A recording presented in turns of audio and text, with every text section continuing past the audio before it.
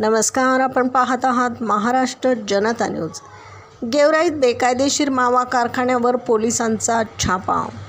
गेवराई शहरातून एक मोठी बातमी समोर येते। गेवराई शहरातील संजय नगर भागात सुरू असलेल्या एका बेकायदेशीर मावा कारखान्यावर पोलिसांनी धडक कारवाई केली आहे। जिल्हा पोलीस अधीक्षक नवनीत कावत यांच्या मार्गदर्शनाखाली गेवराई पोलिसांनी ही धाड टाकली।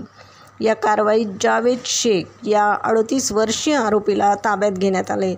तो आपल्या राहत्या घरासमोरील खोलीत सुगंधी तंबाखूपासून मानवी शरीरास अपायकारक असा मावा तयार करून त्याची विक्री करत होता।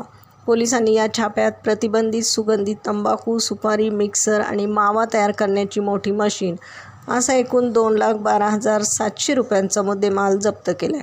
आरोपीविरुद्ध अन्न सुरक्षा आणि मानके कायदा 2006 आणि भारतीय न्याय संहितेच्या विविध कलमान्वये गुन्हा दाखल करून त्याला अटक करण्यात आली।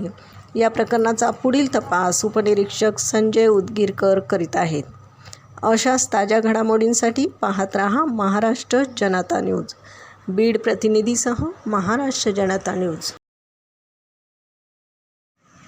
महाराष्ट्राचा बुलंद आवाज, क्षणोक्षणी अपडेट, सत्याचा निर्भीड शोध। राजकारण असो वा समाजकारण, शेती असो वा सामान्य माणसाचे प्रश्न, वा असो क्राईम रिपोर्ट, प्रत्येक बातमीचा अचूक वेध। ताज्या बातम्या आपल्यासाठी पाहत रहा महाराष्ट्र जनता न्यूज। महाराष्ट्र जनता न्यूज नंबर 1 चॅनल। आजच लाईक, शेअर आणि सबस्क्राईब करा।